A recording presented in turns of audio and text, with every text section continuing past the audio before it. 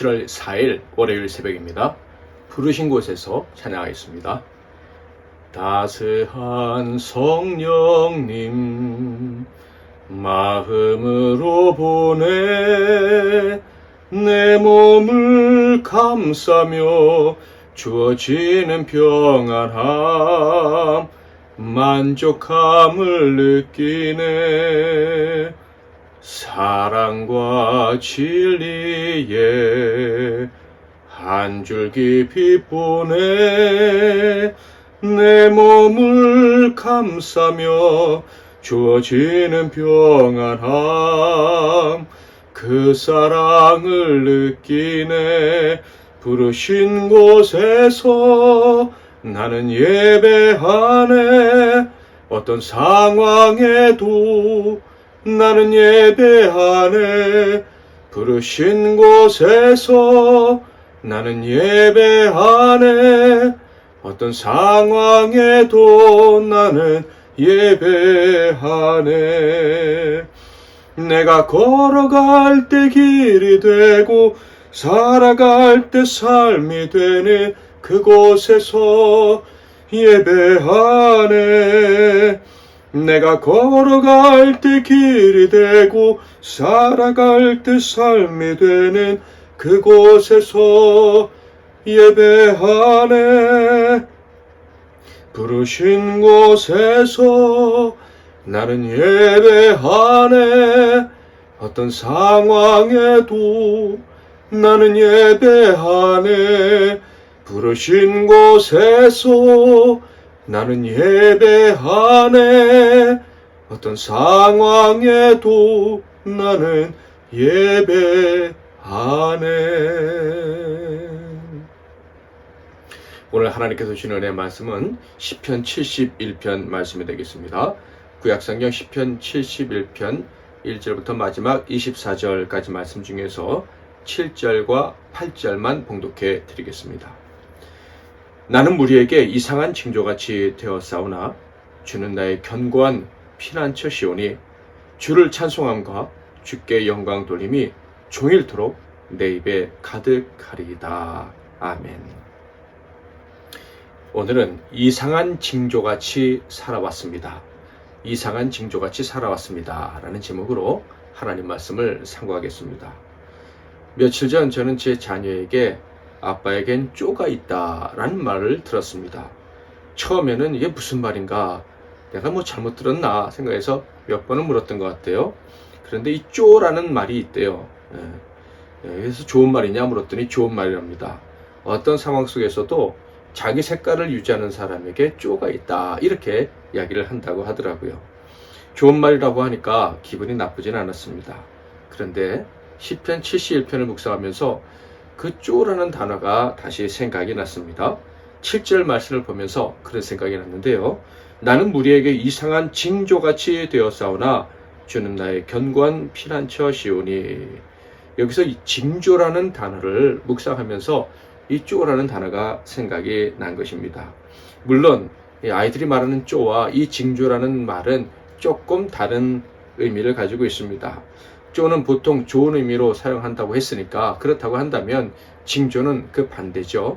별로 좋지 않은 의미로 사용되는 단어라고 할 수가 있습니다.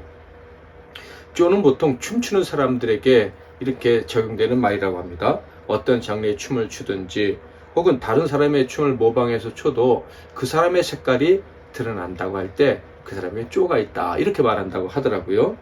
자, 그렇다면 이 시의 저자로 여겨지는 다윗은 다른 사람들에게 어떤 징조가 있었을까? 뭐 좋게 말하면 쪼겠지만 나쁜 의미로 말하면 징조라고 한다고 했는데 사람들이 볼 때마다 다윗에게 나타나는 징조가 어떤 것이었나 하는 생각을 하게 됩니다. 다윗이 무슨 일을 하든지 간에 다윗만의 색깔이 나타났다는 것인데 그것이 사람들에게 볼는 별로 달갑지도 않았고 심지어 적개심마저 불러 일으키는 모습이었다라는 것인데, 그러니까 다윗은 자신의 색깔을 어렸을 때부터 노년에까지 유지했지만 그로 인해서 많이 외롭고 그리고 힘든 일들을 겪어야 했다라는 것을 알 수가 있어요. 자, 그렇다면 다윗의 쪼, 다른 사람들에겐 징조라고 불리는 그것이 무엇이었을까요? 1절을 보면 여호와여 내가 주께 피하오니 내가 영원히 수치를 당하게 하지 마소서. 다윗의 조, 그러니까 대적자들이 볼 때 다윗의 이 징조라는 것은요, 무슨 일만 있으면 하나님께 피하는 것, 그것이었습니다. 사람들이 볼 때 무슨 일만 있으면 하나님께 쪼르르 달려간다, 뭐 이렇게 생각을 하게 된 것이 생각한 것이 바로 다윗의 행동이었다라는 거예요. 어리고 약할 때뿐만 아니라 왕이 되었을 때에도 그렇게 행동하니까 사람들이 싫어했던 거예요. 어렸을 때 그의 형들이, 그의 아버지가 다윗이 무슨 일만 있으면 하나님 앞에 나가는 게 별로 마음에 들지 않았는데 왕이 되어서도 그러니 사람들이 계속 싫어했었다라는 거예요. 오늘 쪼라는 말과 비교하면 비교되는 이 징조라는 말은 어떤 의미일까요? 원래는 두드러지다라는 의미를 가지고 있는 단어라고 합니다. 그런데 오늘 이 본문에서 부정적으로 사용될 때는요, 불길한 조짐이라는 의미를 가지고 있다고 합니다. 그러니까 놀랍게도 다윗이 하나님께 나아가는 것, 하나님만을 찾는 것이 사람들에게는 불길한 조짐으로 여겨졌다는 거예요. 그래서 사람들에게 미움과 조롱을 받는 이유가 되었다는 것이죠.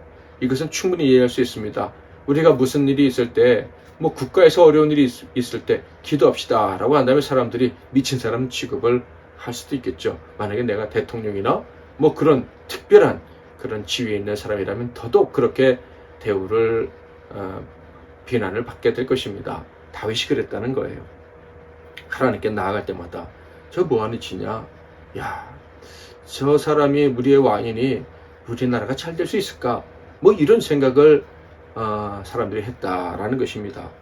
시편을 묵상하면 다윗이 대적들에게 둘러싸이고 미움받고 그래서 홀로 남는 장면들이 계속해서 묘사되고 있다는 것을 알 수가 있죠. 자, 그 이유를 다윗도 알고 있었어요. 왜 다윗이 그렇게 미움받았느냐? 바로 하나님을 향한 열심 때문이다. 무슨 일만 있으면 하나님께 쪼르르 달려가니까 그것 때문에 미움을 받았다라는 거예요. 실제로 그의 가장 큰 소망은요, 하나님의 전에서 하나님 임재를 경험하는 거예요. 하나님께 참된 예배를 드리는 것이었습니다. 압살롬에게 쫓겨갈 때에도 자기와 따르는 자들의 생명이 경각에 처했을 때에도 그때 지은 시가 63편인데 거기에 보면 그의 소망이 무엇인지 분명히 말합니다. 하나님께 쪼르르 달려가는 거예요. 사람들의 공격의 대상이 되었던, 반역의 대상이 되었던 그것이 바로 다윗의 꿈이었다라는 거예요. 시편 63편 2절 내가 주의 권능과 영광을 보기 위하여 이와 같이 성소에서 주를 바라보았나이다.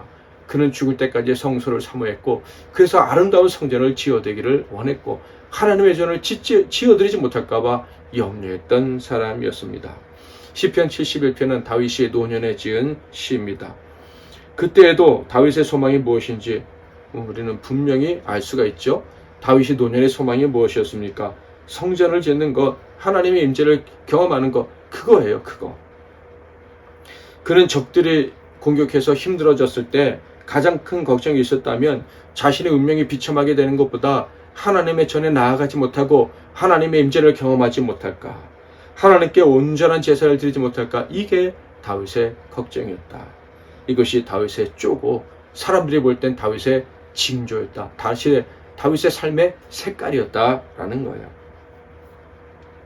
이런 다윗의 징조는요, 다윗 평생에 계속되는 거였어요. 어렸을 때부터 노년이 되어 이제 하나님 나라 가기 얼마 전에도 변치 않는 다윗의 삶의 색깔, 삶의 모습이었다.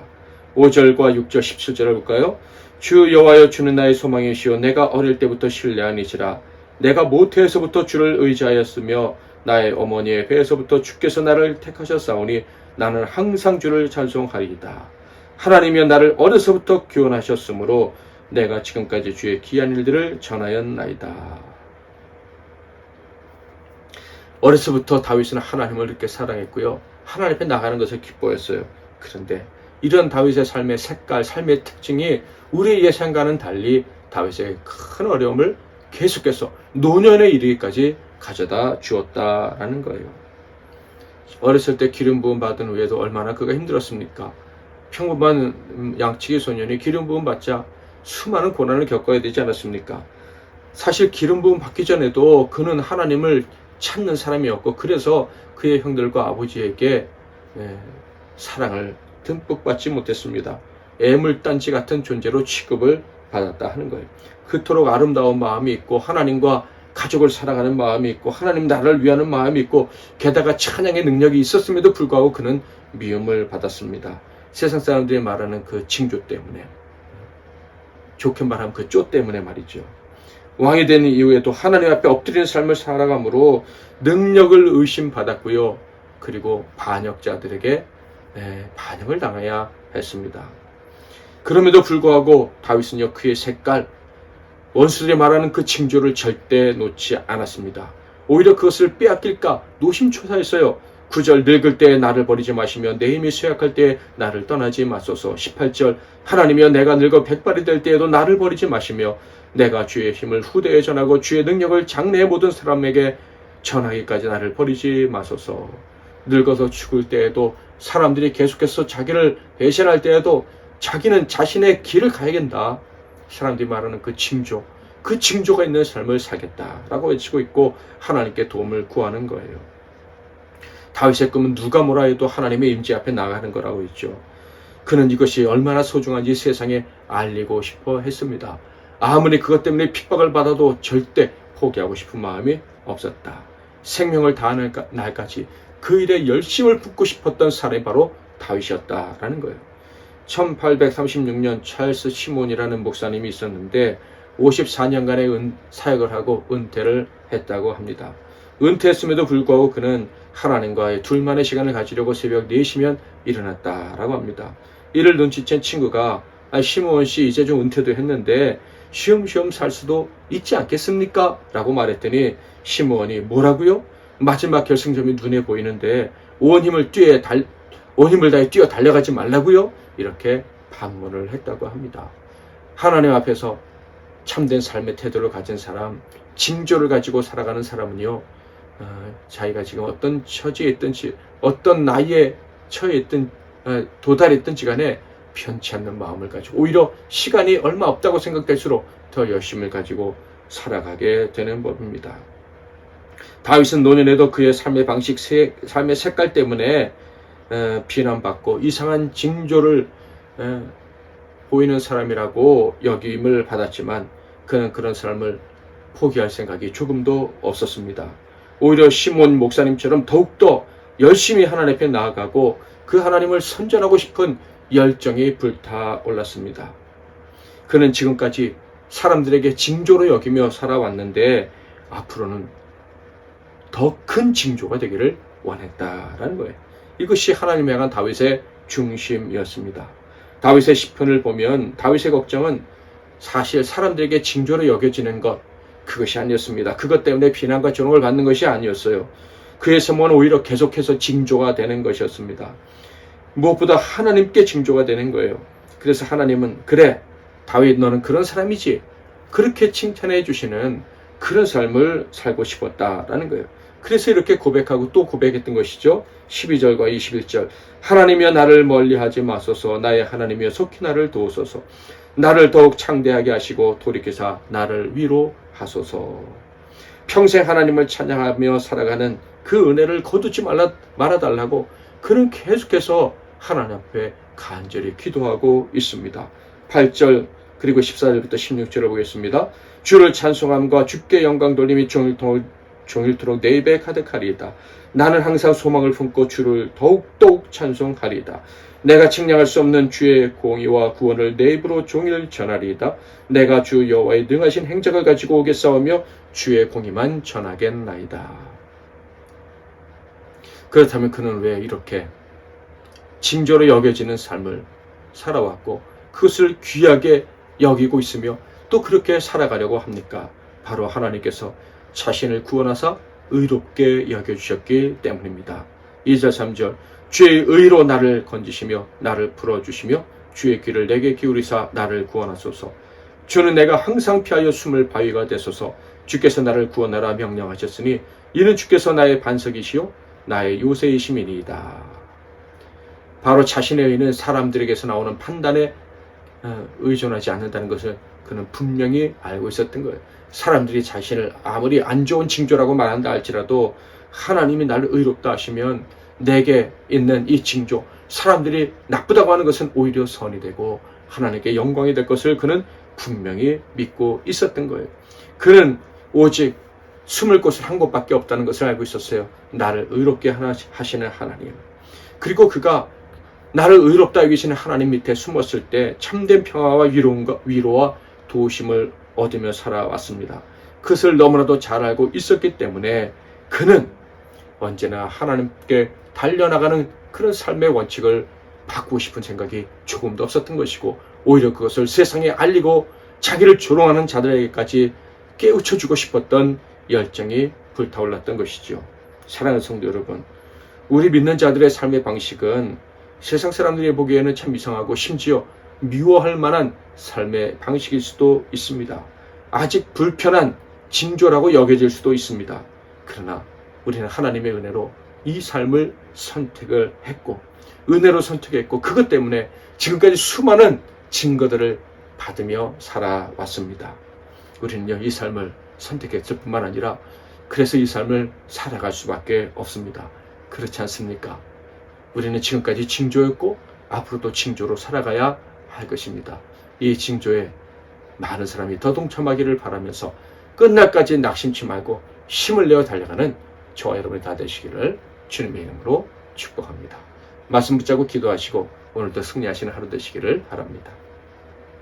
하나님 아버지, 우리가 다윗처럼 세상 사람들에게 이상한 징조로 취급받으며 살아오게 하시니 감사합니다.